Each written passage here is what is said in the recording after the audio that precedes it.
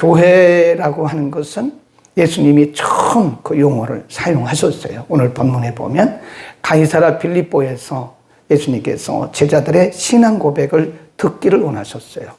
사람들이 나를 누구라고 하되 뭐 이렇게 얘기합니다. 그러면 너희는 나를 누구라고 하냐? 예수님의 관심은 사람들이 예수님에 대해서 뭐라고 하는 것도 물론 중요하지만 예수님의 주된 관심은 제자들이 지금까지 예수님을 따라왔는데 예수님을 어떻게 알고 있는 이게 중요해요, 여러분. 우리가 신앙생활을 끝까지 하려면요, 예수님이 누군가를 알아야 되고 내가 누군가를 알아야 돼.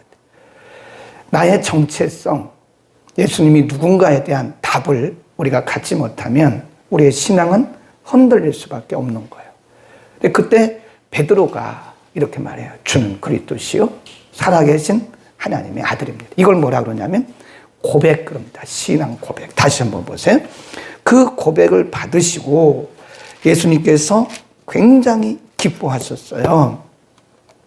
17절 읽습니다. 시작. 예수께서 대답하여 가라사대 나 시몬아 내가 복이 있도다. 이를 내게 알게 한 이는 혈육이 아니요 하늘에 계신 내 아버지. 또 내가 내게 이르노니 너는 베드로라. 내가 이 반석 위에 내 교회를 세우리니 음부의 권세가 이기지 못하리라 그랬습니다. 너는 베드로. 베드로란 말은 페트라 그런 뜻이에요. 반석. 반석이란 뜻입니다. 반석, 바위. 너는 페트라야, 베드로야. 내가 이 반석 위에, 이 반석이 뭐냐면 베드로의 믿음의 고백입니다. 베드로의 믿음의 고백 위에 내 교회, 거기 보면 my church 그래요. 내 교회를 세우리니 그 뒤에 뭐라 그래요? 음부의 권세가 못 이긴다. 그래서 여기서 우리가 신학적인 해석을 여러 가지 할 수가 있는데요. 믿음의 반석 위에 세워진 것이 그리스도의 교회. 예수님 말씀하기를 내 교회다. 사람의 교회가 아니라는 거예요. 처음으로 신약 성경에서 예수님께서 처음으로 교회란 말을 사용하셨어요. 그래서 예수님이 그 사용하신 말을 그 용어를 보면 내 교회다. 이 반석 위에 믿음의 반석 위에 내 교회를 세우는데 절대로 음부의 권세가 못 이긴다. 이 교회는요, 사탄이 교회를 흔들기는 해요. 그런데 못 이겨요. 왜냐하면 예수님이 선언하셨어요. 이 반석 위에 내 교회를 세우는데 이 땅에 어떤 음부의 권세, 사탄의 세력들이 내 교회를 이길 수가 없다. 그래서 교회는 그리스도의 교회다. 아멘. 교회는 철저하게 주인이 그리스도이십니다. 예수님 말씀하기를 내 교회다. 그리고 이제 예수님께서 내 교회란 말을 쓰셨잖아요. 그래서 교회란 말을 가지고 이제 신학적으로 그리고 언어적으로 교리적으로 해석을 해요. 예수님이 처음 사용하신 이 단어를 가지고 그래서 교회라고 한 말을 예수님이 쓰신 교회란 말을 헬라어 말 성경에 보니까 에클레시아 그래. 액이란 말은 from 뭐뭐로부터 그런 뜻이에요. 클레시아 뽑아냄을 받았다. 그러니까 죄로부터 사망으로부터 불러냄을 받은 자 이게 교회입니다. 그래서 교회를 우리가 조직 신학적으로 보면 크게 두 가지인데 하나는 보이지 않는 교회, 무형 교회 그래요. 어떤 것은 유형 교회 이렇게 로컬 처치 이 지역 교회를 우리가 보통 유형 여긴 조직도 있고 이런 건물도 있고 이런 성고도 있어요. 이건 유형 교회입니다. 그러나 아까 예수님께서 베드로의 신앙 고백을 받으시고 내가 이 반석 위에 내 교회 그건 유형 교회가 아니고 무형 교회를 말합니다. 믿음의 위에 세워진 그리고 죄와 사망으로부터 이렇게 부름받은 사람들의 모임 이게 교회예요. 네. 우리가 일반적으로 그 판사 한 명도 사법부라고 그래요. 사법부. 그래서 판사를 함부로 우리가 건드리면 안 됩니다. 네. 국회의원 한 명이 입법부라고 그래요. 우리나라 국회의원 300명이잖아요. 근데 300명 전체를 국회의원이라고 말하지만 한 명도 국회의원이에요. 그래 국회의원 건드리면 큰일 나요. 그게 입법부입니다. 입법부. 판사 한 명, 우리나라 판사가 꽤 많은데 그중에 한 명, 판사 한 명도 사법부 그러는 거예요. 우리 한 사람도 교회예요. 그러니까 우리는 교회를 자꾸 이제 유형교회만 생각하는데 유형교회보다 더 중요한 게 무형교회입니다. 그리스도를 고백하는 사람들, 이게 교회예요. 한 사람 한 사람들이 모인, 이거 에클레시아 그러고요. 보이는 교회, 유형교회, 보이지 않는 교회, 무형교회라 그렇게 한다. 물론 이제 뭐 학자들에 따라서 여러 가지 정의를 하는데 그런 정의는 뭐 그렇게 중요하지는 않고요. 자, 이제 성경적으로 몇 군데도 찾아보겠습니다. 사도행전 20장으로 갑니다. 예수님의 내 교회라고 하는 것을 그 표현을 기준으로 해서 사도들이 교회에 대해서 여러 가지로 정의를 했어요. 20장 28절입니다.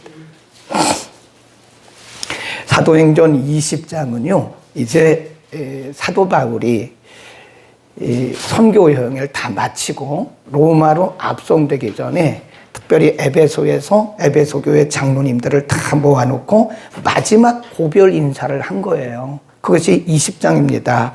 한번 보겠습니다. 사도행전 20장 22절부터 보겠습니다. 22 시작. 보라, 이제 나는 성령의 매임을 받아 예루살렘으로 가는데 거기서 무슨 일을 만날는지 알지 못하노라. 오호라, 성령이 각 성에서 내게 증거하여 결박이 나를 기다린다 하시나. 쭉 내려가다가 26절 시작. 그러므로 오늘 너희에게 증거하노니 모든 사람의 피에 대하여 내가 깨끗하니 너는 내가 버리지 않고 하나님의 뜻을 다 너희에게 전하였습니다. 여기 28 너희는 이게 장로님들 얘기하는 거예요. 교회 지도자들에게 이렇게 말을 합니다. 28 시작. 너희는 자기를 위하여 또는 온 양떼를 위하여 삼가라. 성령이 저들 가운데 너희로 하나님이 자기 피로 사신 교회 그랬습니다. 교회가 뭐냐? 하나님이 피로 사신 교회예요. 예수 그리스도께서 피를 흘리심으로써 세워진 곳이 교회입니다. 이거 유형교회를 말하는 게 아니에요. 무형교회. 우리 한 사람 한 사람은 예수 그리스도의 보혈을 통해서 정결케 되고 구원받은 사람들이라고요. 그래서 우리를 뭐라 그러냐? 하나님이 피로 값주고 사오신 교회다. 그 교회를 소중히 여겨야 돼요. 이 성도들의 모임을 소중히 여겨야 됩니다. 수가 중요한 게 아닙니다. 2명이 모여도 1명이 모여도 이게 교회예요. 하나님께서 그리스도의 피로 값주고 사신 교회이기 때문에 그렇습니다.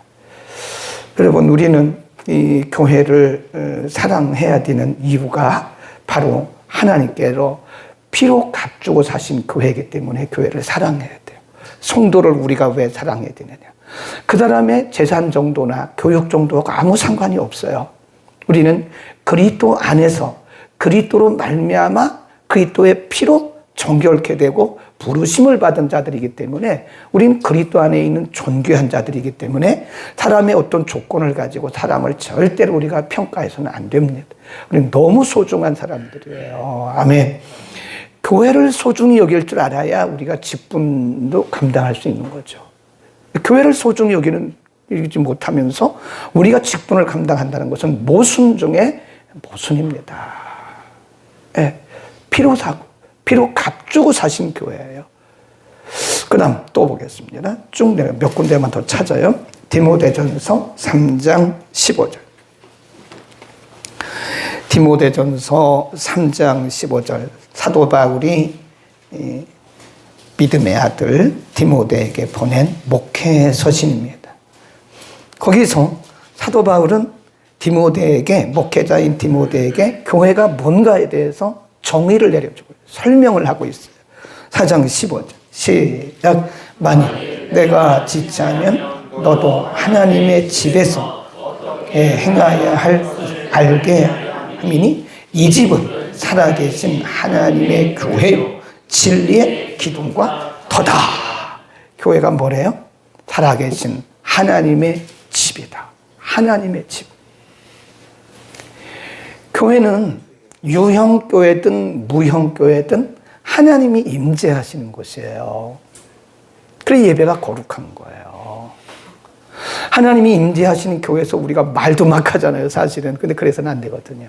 하나님이 주인이시고 하나님이 이곳에 임재하고 계시는 것. 예배도 임재하신 하나님 앞에 드려야 되는 거고, 기도도 임재하신 하나님 앞에 드려야 되는 것이고, 우리의 언어도 임재하신 하나님 앞에 드려야 돼요. 우리가 가끔 그걸 잊어버릴 때가 있어요. 우리가 이렇게 이제 우리들끼리 얘기하는데 어른이 앉아 계시면 함부로 말 못하죠. 그죠? 어떤 때는 거기 어른이 있다는 것을 잊어버리고 막 말할 때가 있어요. 그렇죠? 거기 어른이 앉아 계시는데 우리가 함부로 말 못하잖아요. 큰 소리 못 내잖아요. 그리고 막말 막 못하잖아요. 근데 어른이 거기 계시지 않다는 것을 생각하면 잊어버리는, 어른이 거기 계시다는 것을 잊어버리고 막말해요. 근데 하나님의 교회도 마찬가지예요. 하나님의 집이에요. 하나님이 임재하시는 곳이에요. 그래서 우리가 하나님이 여기 임재하신다는 사실을 모르고 예배를 드리면 우리끼리 모여서 그냥 세리머니 하는 거예요. 예배가 얼마나 중요한 것인데요. 하나님의 임재가 존재되지 않는 예배는 참 예배가 아니에요. 그 다음에 거기 보면 진리의 기둥이라고, 진리. 하나님의 말씀이 기둥과 같은 곳이에요. 교회의 생명은 말씀입니다. 우리가 다른 조직도 중요해요. 근데 이런 조직은 다 비본질적인 것이고 부수적인 거죠. 모든 것의 중심은 기둥입니다. 기둥이 뭐죠? 말씀. 진리의 기둥과 터다. 교회의 진리가 하나님의 말씀이 없으면 교회는 사실 생명력을 잃은 거나 똑같은 거예요. 그 다음 저기 하나만 더 찾아보겠습니다. 에베소서 1장. 에베소서 1장 23절.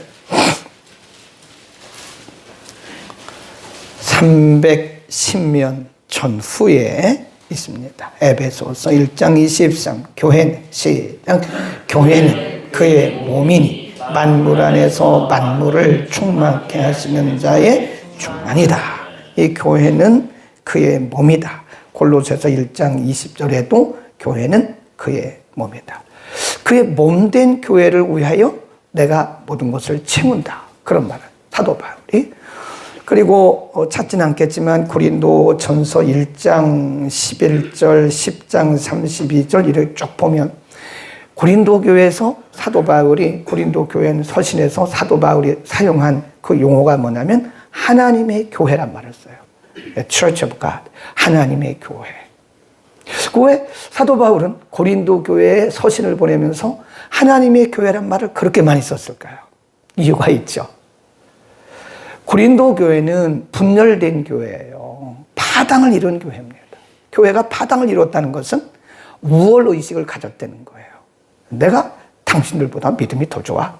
이건 교만이거든요. 내가 당신들보다 은사가 더 많아. 이것도 교만이에요. 자기를 드러내는, 자기를 자랑하는 거예요. 그러다 보니까 교회가, 고린도 교회가 분열이 되는 거예요. 파당이 생겨요. 제일 높은 게 뭘까요? 예수파. 그 다음에 바울파. 그 다음에 베드로파. 이렇게 파당을 세워가지고 교회가 분열이 되는 거예요. 그래서 사도 바울이 고린도 교회 서신을 보내면서 가장 많이 사용한 것이 하나님의 교회다. 하나님의 교회다. 이것은 베드로가 세운 것도 아니고 바울이 세운 것도 아니다. 이것은 하나님이 주인이신 하나님의 교회다. 교회는 하나님의 교회고요. 교회는 그리스도의 몸입니다. 교회를 사랑하는 것은 그리스도를 사랑하는 거예요. 우리가 그리스도를 사랑한다고 말하면서 교회를 사랑하지 않는 것은 모순 중에 모순입니다. 교회를 사랑하는 것이 보이지 않는 예수님을 사랑하는 것이고 하나님을 사랑하는 것이다. 교회를 해하는 것은 그리스도의 몸을 해하는 것이에요. 그래서 우리가 신앙생활 중에 가장 큰 죄 중에 하나가 뭐냐면 교회를 해하는 거예요. 교회에 파당을 만들고 고린도 교회처럼 교회를 해하고 교회가 하는 일들을 비난하고 교회가 하는 일들에 대해서 방해하는, 이것이 바로 그리스도의 몸된 교회를 해하는 거예요. 그래서 우리는 생각 잘해야 됩니다. 우리도 모르게 그리스도의 몸된 교회를 상처를 입힐 때가 많아요. 우리가 다른 걸 아무리 잘해도 그리스도의 몸된 교회를 상처를 입히는 것은 그리스도에게 상처를 입힌 거나 같은 거예요. 그러니까 그리스도의 몸된 교회를 사랑합시다. 교회를 사랑하는 것이 그리스도를 사랑하는 것이에요. 그렇죠? 보이지 않는 예수님을 어떻게 사랑합니까? 보이는 교회를 사랑하면 그의 몸이라고 그랬으니까, 그리스도가 교회의 머리라고 그랬으니까 그것이 바로 그리스도를 사랑하는 것이다. 예, 시간이 짧아서 빨리빨리 진행을 합니다. 그러면 마지막으로 교회의 이 임무, 교회의 임무라 할까요? 아니면 교회가 해야 하는 여러 가지 사역들에 대해서 본질 그럴까요? 이 교회가 해야 하는 본질적 임무, 사역이 뭐냐? 우리가 마태복음 4장에 보면 예수님께서 하신 일을 그가 온 마을을 두루 다니며 복음을 전파하시고 가르치시고 병든 자를 치유하셨다. 그게 이제 우리 교회가 선교, 교육, 치유를 끝까지 지금 우리 교회 표로 하고 있는 거 아닙니까? 그게 우리 교회가 예수님 오실 때까지 해야 할 일이에요. 선교, 교육, 치유. 근데 우리 교회뿐만 아니라 이 땅에 있는 모든 교회들이 해야 할 교회의 기능이 뭐냐? 바로 선교, 교육, 치유입니다. 예수님이 하신 걸 그대로 따라가면 돼요. 제가 20대 중후반에 교회를 개척하면서 저 안양 갈매산 금식기도원에 가서 개척을 막상 하려고 하니까요, 기가 막히더라고요. 기가 막혀요. 네. 제가 부교육자로 오래 있었지만 부교육자하고 담임하고는 천지 차이입니다. 여러분 해보세요. 천지 차이예요. 부교육자로 있을 때는 내가 책임질 게 아무것도 없습니다.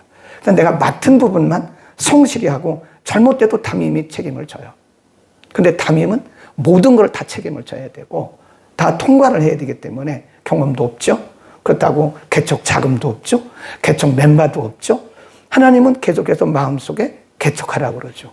어떤 방향으로 해야 될지 제가 어떻게 알겠어요. 그래도 금식기도원에 갈멜산 금식기도원 산꼭대기 올라가서 며칠 동안 금식하며 기도하고 또 기도하고 또 기도하고 그러는데 어느 날 하나님 제가 목회를 어느 방향을 했으면 좋겠습니까? 그러니까 하나님이 마태복음 4장 23절을 딱 떠오르게 하시더라고요. 그리고 거기 보니까 예수님께서 하신 사역 이대로 해라. 그런 마음을 주시는 거예요. 이대로 하면 되지. 내가 다른 방법으로 하려고 그래. 예수님께서 하신 대로, 예수님이 하신 대로 하면 되는 거야. 그래서 그때부터 선교교육 치유라고 하는 것을 우리 교회 표어로 삼고 목회 철학으로 삼고 지금까지 오고 앞으로도 예수님 오실 때까지 그렇게 가는 겁니다. 그래서 교회는 뭐를 해야 되느냐? 바로 선포, 선교입니다. 우리가 예수님께서 다니시면서 복음을 전파. 이건 이제 이것이 꼭 선교만 얘기하는 게 아니고요. 선포예요, 선포. 선포, 미션, 선포. 교회는 말씀을 선포하는 곳이에요. 그래서 말씀이 기동이 되지 않으면 교회는 생명력을 잃어갑니다. 다른 건 좀 부족해도 교회는 말씀이 기동이 되고, 그리고 교회는 이 말씀을 선포해야 돼요. 밖으로 말씀을 흘려보내야 되는 거예요. 이 복음을 흘려보내야 돼요.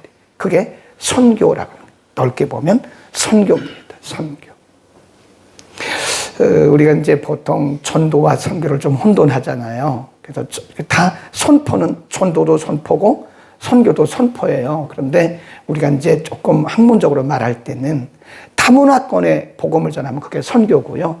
동일 문화권에서 복음을 전하면 그건 전도입니다. 근데 우리가 이제 보통 교회 보면 여선교회, 남선교회, 남전도회. 우리는 정확하게 쓰고 있는 거예요, 지금.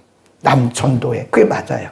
남선교회란 말은 제가 볼 때 이건 조금 용어를 바꾸는 게 맞습니다. 남전도회, 여전도회가 맞아요. 어쨌든 전도, 동일문화권, 그리고 선교, 타문화권, 타문화권이든 동일문화권이든 교회는 선교하는 일에 하나님이 세우신 거예요. 교회가 선교하지 않으면 교회는 생명력을 잃은 거예요. 국내도 복음을 전하고 국외도 복음을 전하고. 옛날에 어떤 분이 그런 말을, 아니 우리나라도 복음 전할 때 많은데 왜 선교 해외 그러냐고, 해외 다니고 막 그러냐고. 근데 동시다발적으로 해야 되는 거예요, 이게. 동시다발적으로. 예수님이 사도행전 1장 8절에 보면 예루살렘과 온 유대와 사마리아와 땅끝 그러잖아요. 그 땅끝은 저 유럽까지 얘기하는 거예요. 사마리아는 이방 지역을 말하는 거예요. 그런데 예수님께서 그거를 오늘은 예루살렘, 내일은 사마리아, 모래는 땅끝. 그렇게 말씀하신 게 아니라니까. 그 해석을 잘못한 거예요. 그게 사도행전 1장 8절이 동시에 일어나는 거예요. 동시다발적으로. 그래서 국내, 예루살렘, 그 다음에 사마리아, 이방, 땅끝, 저 끝까지, 유럽까지. 그래서 이게 국내와 국외, 전도와 선교는 동시다발적으로 일어나는 것이다. 이해하시겠죠? 사도행전 1장 8절에 대해서 우리는 전통적으로 해석을 잘못하고 있는 경우가 많다.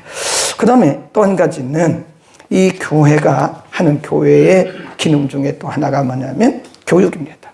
예수님께서 다니시면서 말씀을 가르치셨어요.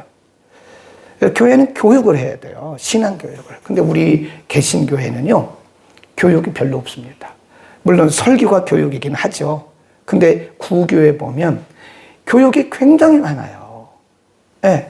그 세례도 막 안 줍니다. 그 직분도 막 안 줘요.